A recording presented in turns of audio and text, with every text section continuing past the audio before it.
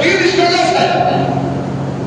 एक ईमान का स्टेज वो है, अगर आपके पास ताकत है तो ताकत के जरिए से आप इस्लाम की आबियारी करो, दीन की आबियारी करो। हजरत उमर रज़ी अल्लाह तआला के पास ताकत थी, ताकत की बुनियाद पर आपने जब इस्लाम कबूल किया तो हुजूर सल्लल्लाहु अलैहि वसल्लम से पूछा, या रसूल अल्लाह, क्या हम हक पर हैं? अल्लाह के रसूल ने कहा, हाँ बिल्कुल हम हक पर हैं, हमारा मजहब हक है, हम इस्लाम के मानने वाले हैं, हम दीन के मानने वाले हैं, अल्लाह को राजी करने वाले हैं, मैं अल्लाह का रसूल हूँ। जब सुने तो कहा कि अब से अब ये अरफा के घर में नमाज अदा नहीं होगी, बल्कि अब नमाज खाने काबा में अदा होगी, जहाँ अल्लाह का घर है, मुसलमानों के लिए वक्त किया गया है, अब जाकर हम नमाज ना पढ़ेंगे।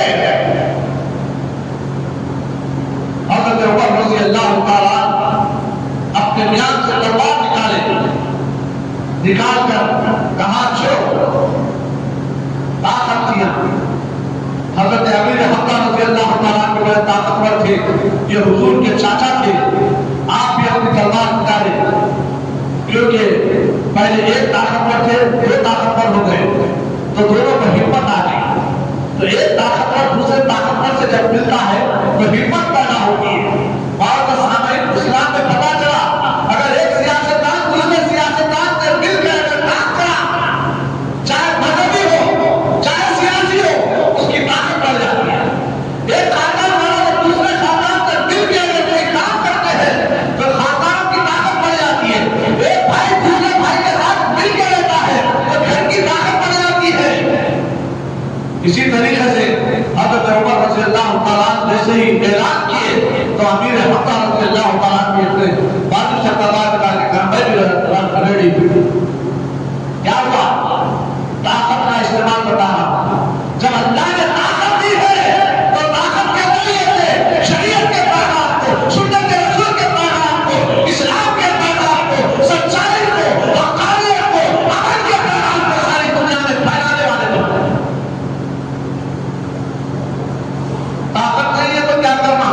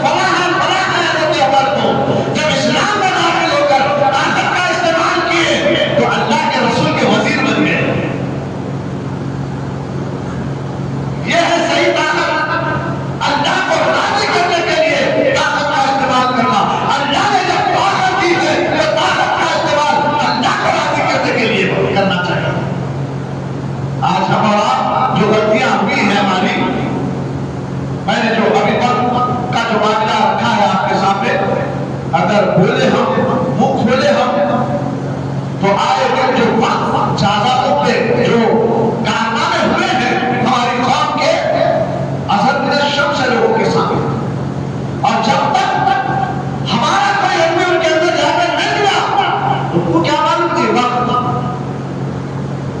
सही थोड़े ना दिया था, बाकी ने मालूम कौम को। हाँ, अरे खुद की मां के साथ ये तो शादियां करते थे, अगर शौहर मर गया तो बीवी को जला देते थे साथ में, बच्चियां पैदा हो तो जितना दर्द कर देते थे, गाय देते थे। ये कौम को क्या मालूम थी शरीयत? जब तक हमारा आदमी उसके अंदर नहीं गया, इनको तो पता ही नहीं था, हमारे आदमी उसमें शामिल हुए होके, क्योंकि हमारे कुछ लोग गलती किए, मैं गलती किया, मेरे भाई को तकलीफ हुई। अब मैं एक मिसाल बता रहा हूं, ये किसी के ऊपर नहीं है, अगर कोई सोचता है ना हकीकत है तो वो उसके दिल को गलत भी होता है। अरे ये मैं कहता खराब वक्त की जायदाद है, मस्जिद के तहत कुछ वर्गियां हैं, यहां से थोड़ी दूर तक पुराना पुल है, आप उतरते ही उसके सामने मस्जिद दिखती है। मस्जिद को कई बल्लियां हैं, कई बल्लियां मस्जिद के तहत है, अल्लाह के घर के तहत है, तो बहुत बड़े उसका किराया अल्लाह के घर को लगना चाहिए। तो अब वहां पर सब खाली जगह बढ़ गए, और उसमें इस्लामी का हमारे जमात थे, अब तो अहले गले भी आ गए। मैं पहले तो मैं हाफिज हो गया उसमें, मैं हाफिज होने के बाद मेरे चाहने वालों को उन्हें आके बोला, बोले गाने में मैं भी खाऊंगा, चल मेरे भेज पैसे तो बन गया, किस बन गया, बना का साढ़े कुछ हो गया होगा, और की हालत में हाफिज मैं बन के बैठ गया। और जब मोहब्बत होती है वहां पर अपना सुने छोटे और रहा चिल्लाना क्या करते, अपना खबर जमाते थे। तो ऐसा ही बेशुमार लोग वक्त की चादरों पे हमारे लोग बैठ गए हाफिज करके। अब तरफ मेरे भाई हुआ, अरे ये तो वक्त की चादर है, होना भी चाहिए, क्यों नहीं होगा? ये तो मुसलमानों की जायदाद है, ईमान वालों की जायदाद है, ये खबरदार मुसलमानों के लिए है। अब मैं बैठ के खबरदार खबर के लिए पेश ले रहा हूं, तो हमारे अपने भाइयों को, अरे ये तो वक्त है हमारे लिए, हमारी जायदाद हमारे को पेश लाएंगे। एक भाई वक्त कर दिए मुसलमानों के लिए, भाई मुसलमानों को गाले, एक भाई मस्जिद बंद कर दिए कि कर दिए, भाई मस्जिद चला लो, ये इसके तहत किराया लेके चला लो, भाई वो बंद कर दिए। एक भाई मदरसा बंद कर दिए, बच्चों को अच्छा पढ़ाओगे, तालीम दे करके। अब मैं क्या करूं, मेरे मदरसा लेके मैं शुरू हो गया, नहीं किसका भी नहीं मेरे है, नहीं ये मस्जिद में नहीं है, खबरदार मेरा है, मैं जो चाहे करता हूं। वक्त पर खबरदार हुआ खबर डालने के लिए, अब उसके अंदर हुआ क्या, मैं अपना एक महल बना दिया, फिर उसके बाद आके कोई डरा रखा है, फिर बना देता हूं, बिल्कुल नहीं आते थे ताकतवर रहते थे, इसकी थोड़ी देर तालीम से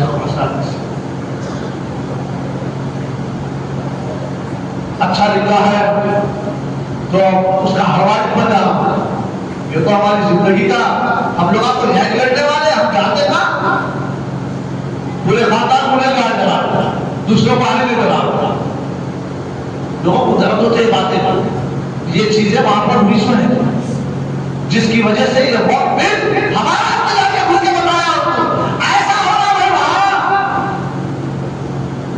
अगर हमारे लोग पहले से ही अलग हो जाते, भाई हमें नहीं करना चाहिए, ये मर जाता थे, अगर हम इंसाफ के साथ काम करने वाले होते तो खुदा की कसम इन लोगों को आज उंगली उठाने की जरूरत पड़ती है। अगर हम पहले से ही अपने शरीर के कानून पर हम चलते तो खुदा की कसम शरीयत को बजा करने की जरूरत ना होती।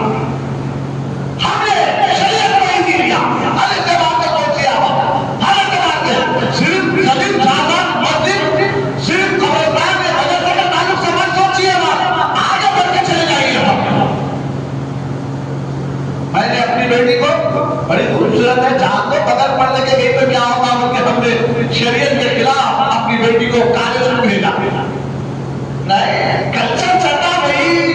आजकल के बच्चे चौड़े ऐसी में क्या हुआ, मुझे मेरी बच्ची को देख के, तेरी बच्ची को देख के नहीं जा रहे भाई, तेरी बच्ची इस्लाम के खिलाफ गई, हमारा दिल चल रहा है, हमने इसी लिया। ऐसे घरों में देखा एक मुसलमान ऐसा बोल रहा है, एक मुसलमान ऐसा कर रहा है, ये भी दिन का मानने वाला है, इन्हें भी दिन का मानने वाला है, इन्हें 5 वक्त नमाज पढ़ा, इन्हें 5 वक्त नमाज नहीं पढ़ा, नहीं पढ़ा, अल्लाह माफ करने वाला है। एक जना बोला नहीं ये नमाज छोड़ दो गुनाह है, मैं छोड़ नहीं सकता, शरीयत को जो बोला है तुमने कर बोला। कौन समझो जो बोला मैं नमाज छोड़ नहीं सकता, मुसलमान हूं, मैं शरीयत को छोड़ नहीं सकता, मैं ईमान वाला हूं, मैं अल्लाह को राजी करने वाला हूं, इसको क्या बोल रहे हैं, बहुत कट्टर है नगर कोई बोल रही है जो ला रहे, जो बिल ला रहे, गलती किसकी है, मेरी है, मैंने नमाज को छोड़ा, आप बदलाव बना दिए, मैं सब लगा लो क्यों, मैंने अल्लाह माफ करने वाला है, सब कुछ भी नहीं है, बोले छोड़ा तो क्या हुआ, पहचान गए के उसके अंदर खबर क्या हाल हो, फला फला बोल के भाई चढ़ा, और ये गैर शरीयत पे अमल करने वाला भी सर पे चढ़ के बैठ जावा, आगे बैठ के बैठ मौलाना मिल जाए, हुकूमत खुद गई नहीं, सही है, कट्टरपना नहीं करना चाहिए, कट्टर पहनाना, सबको ढील देना, जो जैसा करता कर ले भाई, ये हिंदुस्तान का कानून नहीं है, जमहूरियत नहीं है इस्लाम। इस्लाम क्या मानने वाले, अल्लाह को राजी करने वाले, मुल्क जमहूरियत इसीलिए कहते हैं कि इसमें हर मजहब के मानने वाले होते हैं। इस्लाम अगर हर मजहब को माना तो फिर मुसलमान रहता होगा, हर एक के तरीके को माना तो मुसलमान रहता होगा, तरीका इस्लाम का शरीयत का जो है उसको माना तो ईमान वाला मुसलमान। अगर मुसलमान अपनी शरीयत के मुताबिक अगर उसकी हर हरकत हो ना तो यह है इंसानियत। अगर इस इंसानियत को तुम आम करने में लग जाओ तो खुदा की कसम जितने इंसान हैं इस्लाम को पसंद करे बगैर नहीं सकते, जिंदगी में मुताबिक आओ। हमने अपने ही इस्लाम को बोलने को सही मैं इस्लाम का मानने वाला हूं, हम अपने हाथों से हमने इसको बैठने की कोशिश की, तो अब उस पर बुनियाद उठाने के वास्ते क्या बोला मालूम है, नहीं भाई दूसरे मुसलमानों को भी हम फायदा पहुंचाने के लिए ला रहे हैं। देखिए शैतान कैसा रास्ता इख्तियार करके आ रहा है, क्या बोल रहा है, हमारी कोताहियां, हमारी गलतियां, अब उन्हें क्या बोल रहा, नहीं हम जो लोग उस पर काबिज हो गए हैं, शरीयत के खिलाफ हो गए हैं, हम उनको शरीयत का रास्ता बताने के वास्ते हम सियासी कानून लेके आ रहे हैं। कौन बोल रही है भाई हमारे पास जबान बोलने के लिए,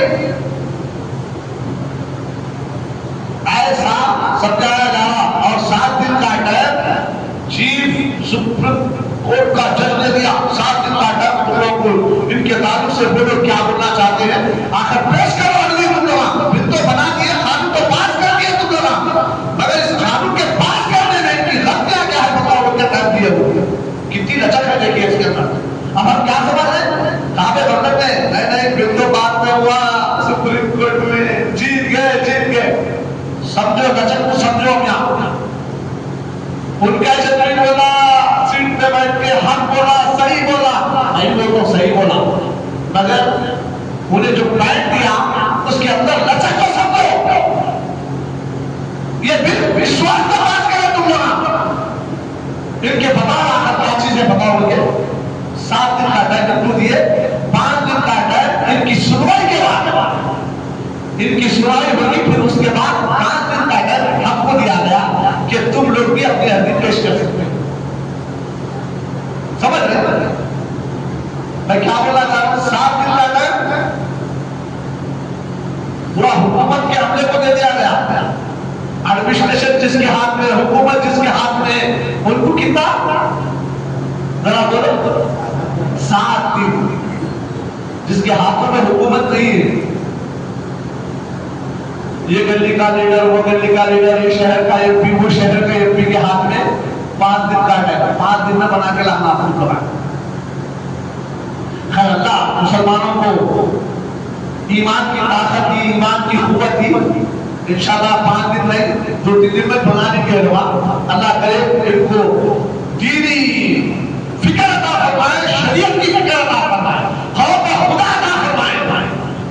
बहुत साहब ये 4 आकर इनको बिना कैसा बोलने का मकसद दिलाइए।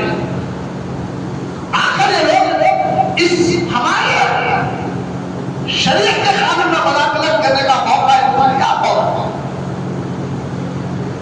मैंने दिया,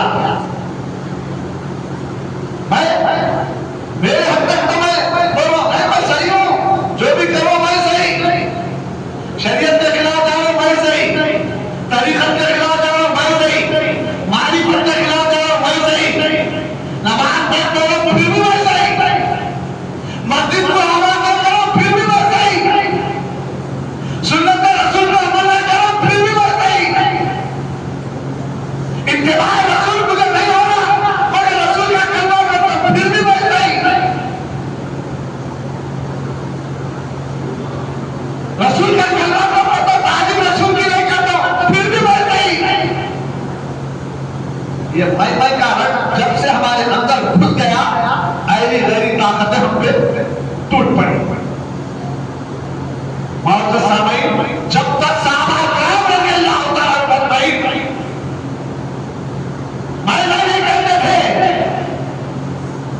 मैंने कहते थे इत्तिबाए रसूल अल्लाह को राजी करने के लिए चाहते तो हजरत उमर रज़ियल्लाहु तआला जब बोले थे कितने आदमी थे इस्लाम कबूल करे, जब कितने थे हजरत उमर से मिला के 40 आदमी में देखा कितने, इसको 0 लगाओ, 40 आदमी में देखा।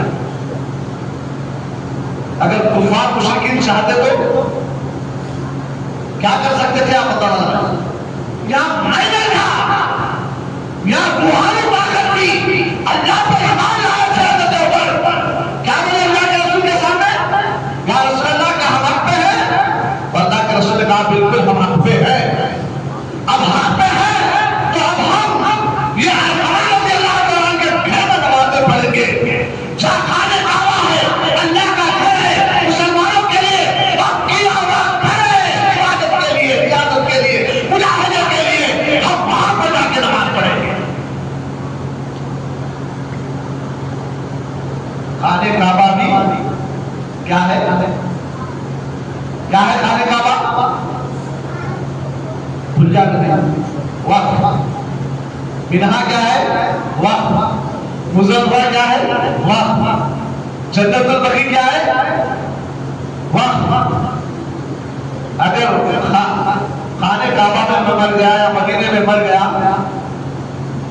तो अगर मेरे लोग यहां से बोल दिया वहीं दफन कर दो बोले, तो कहां दफन होता जाके? जन्नतुल बकी में। किसके लिए? किसके लिए?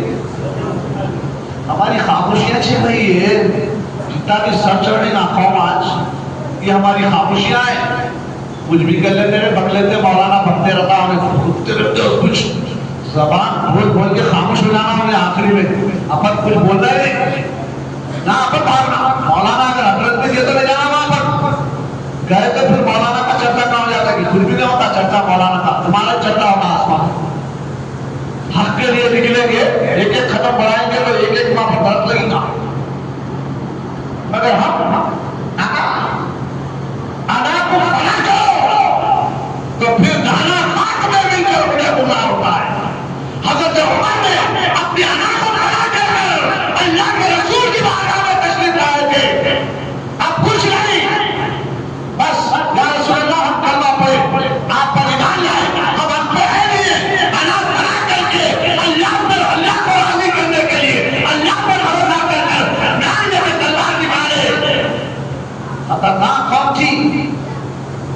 मक्के की कौम की तारीफ करो, पत्थर दिल कौम थी, सिर्फ हजरत उमर ही पत्थर दिल थे, वहां की कौम बहुत पत्थर दिल थी।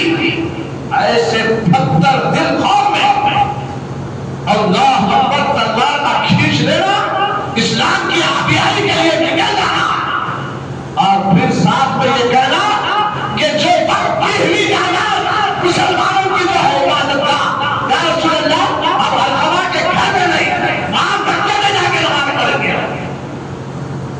उसी दिन दो जलीलुल कद्र साहबा हजरत उमर, हजरत हुजूर सल्लल्लाहु अलैहि वसल्लम के चाचा हजरत अमीर हमजा रज़ी अल्लाह तआला की सदारत में ये काफिला निकला घर से। खौफ अल्लाह पर ईमान लाने के बाद बंदा सिर्फ अल्लाह के रास्ते निकलता है तो फिर बड़ी बड़ी ताकतें खाली झांकती रह जाती है, पैरों से मिट्टी निकल गई। आज हमारे अंदर अपनी मौत का डर है, मगर ईमान के ताल्लुक से हम जीरो का आउट हो गए, हम डर गए, हो गए, खौफ खुदा हमारे दिलों से निकल गया, हुकूमत का डर आ गया, खौफ का डर आ गया, लोगों का डर आ गया, अहले घरों का डर आ गया। और तो सामने जब तक खुदा का खौफ खाती थी ये कौम पूरी दुनिया से डरती थी। हजरत उमर जब निकले काफिले को लेकर सब खाली झांक रहे, कोई आगे आने की जुर्रत नहीं कर रहा। क्यों? अब पूरे ईमान पे डर गए हैं, ईमान की कई जगहों में सांचे में डर गए हैं और दीन को आगे बढ़ाने का अज़्म कर लिया हज़रत उमर रज़ी अल्लाह तआला ने, तो पूरी ताकतें थमाने लगी। ऐ ईमान वालों, जब से हमने दीन की आबियाई का काम रख दिया, ऐ कौम सर उठाने लगी, और जब तक हम दीन के काम के लिए भटक रहते थे, इसमें मौन रहते थे, अल्लाह के पैगाम को आम करने के लिए हम जिंदगी में रहते थे, दुनिया खड़ा की चीजें हज़रत उमर के दौर में करते हैं ईमान लाने के बाद। और फिर उनका खिलाफत का दौर भी आया तो ऐसा ही खटाते थे। और जो सामईन बहाल कर बताने का मकसद मुद्दा यह है कि अल्लाह ने अगर आपको ताकत दी है तो ताकत की बुनियाद पर दीन की आबियाई करो, मगर जबरन नहीं किसी पर। इस्लाम जबर नहीं करता, इस्लाम अपने मन पर कंट्रोल करके अपने आप को शरीयत के साथे में डालने के लिए ये ताकत दी है। अगर इस ताकत का इस्तेमाल अगर बंदे मोमिन अपने आप में करेगा तो फिर आपका बच्चा मुतासिर होगा, आपका दोस्त मुतासिर होगा, आपका माशरा मुतासिर होगा, आपकी गली मुतासिर होगी, आपका खानदान मुतासिर होगा आपसे, और खुद ब खुद आपके तरीके को देखकर पीछे आने वाला भी आपके तरीके पे आएगा। अगर मैं कानून को छोड़ दिया, तेरे बाप को जिंदगी भर नमाज नहीं पढ़े और मैं क्या पढ़ता हूं, जुम्मे में बड़ा एहतमाम करते थे, मैं भी जुमेरात से शुरू कर देता हूं एहतमाम, मेरे बाप जुम्मे में करते थे, मैं जुमेरात में कर रहा हूं, बड़ा खुश होता। ऐसा नहीं, अल्लाह ने ताकत दी है, सलाहियत दी है, तो दीन के लिए कुछ खर्च करो। और सामईन इसी तरीके से ये ईमान का पहला स्टेज है। क्या है ये? ईमान का बोला पहला स्टेज। हर एक को अल्लाह ने सलाहियत दी है, किसी को दिमाग की सलाहियत है, किसी को जिस्मानी ताकत है, किसी को रूहानी ताकत है, किसी जुबान के फसाद की ताकत है। तो देखो फसाद की निगाह से कभी माशरे पर नजर डाल के देखो, कभी बिल्कुल निगाह से माशरे पर नजर डाल के देखो, माशरा खा जाना, माशरे के साथ क्या सुलूक हो रहा है। कभी इल्मी अगर आपके अंदर ताकत है, इस इल्मी ताकत से देखो तो सही कैसे कैसे कानून बन रहे हैं हमारे खिलाफ। अल्लाह ने सलाहियत दी है तो सलाहियत का इस्तेमाल करो। ये पहली ताकत का पहला स्टेज है ईमान का। दूसरा स्टेज, अब आपके पास ताकत नहीं है, दौलत नहीं है, तो क्या करना है? अल्लाह ने आपको सलाहियत दी है बोलने की, तो मैं दूसरे स्टेज पे हूं, बोल रहा हूं आपके सामने। ये दूसरा स्टेज है ईमान का। आखिरी और इसके बाद कोई स्टेज नहीं है, ये ध्यान में रख लीजिए। मेरी तकरीर का मुद्दे लवाबी यही है। आखिरी और इसके बाद कोई ईश्वर नहीं है ईमान का। कम से कम दिल में बुरा तो जाने।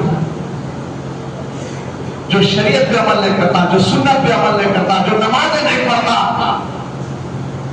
जो इत्तिबा रसूल में जिंदगी बसर नहीं करता, जो वक्त को इजी ले लेता, ये ईमान का बिल्कुल आखिरी स्टेज है। कम से कम इतना तो समझो कि ये गलत है। ये ईमान का आखिरी स्टेज है। इसके बाद कोई स्टेज नहीं है ईमान का। मैं जो कर रहा हूं बगैर सुन्नत के अमल है मेरा, बगैर शरीयत के मेरा जीना है, तो कम से कम अपने नफ्स को बोलो। हो सकता तुम बोलते रहेंगे, एक दिन तुम्हें अमल की तरफ डालेगा। ये पानी के ऊपर अपने आप को तसव्वुर करके बोलो कि मैं अगर 5 वक्त नमाज नहीं पढ़ता तो मैं बोलना चाहिए मैं गलत कर रहा हूं, बॉडी मैं गलत कर रहा हूं। हो सकता एक दिन आपकी बॉडी आपको खींच के ला दे, आपका कल्ब आपको खींच के ला दे।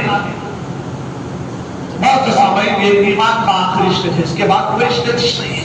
अगर हम बुरे को बुरा नहीं बोले तो सब जो बुराई इतनी आम होगी कि बाद में क्या अभी देख रहे हैं। हम तो बोलते थे पहले उलमा इकराम आज से 40 साल पहले, देखो बुराई आपकी फहरिस्त में टकराएंगी, आपके फहरिस्त में आ जाएंगी, आपके महलों में आ जाएंगी। बोलते थे 40-50 साल पहले सुनते थे। मगर आज देखने में आ रहा है हमारे घरों के अंदर दाखिल हो गई बुराई। मेरे जेब में आ गई, मेरे पर्स में आ गई। बहुत सामयिक बुजुर्ग दोस्तों, ये चंद अहम बातें थी आपके सामने रखा। मैं हमेशा मेरा मिजाज यही है कि कौम और मिल्लत को अमल की तरफ बढ़ना,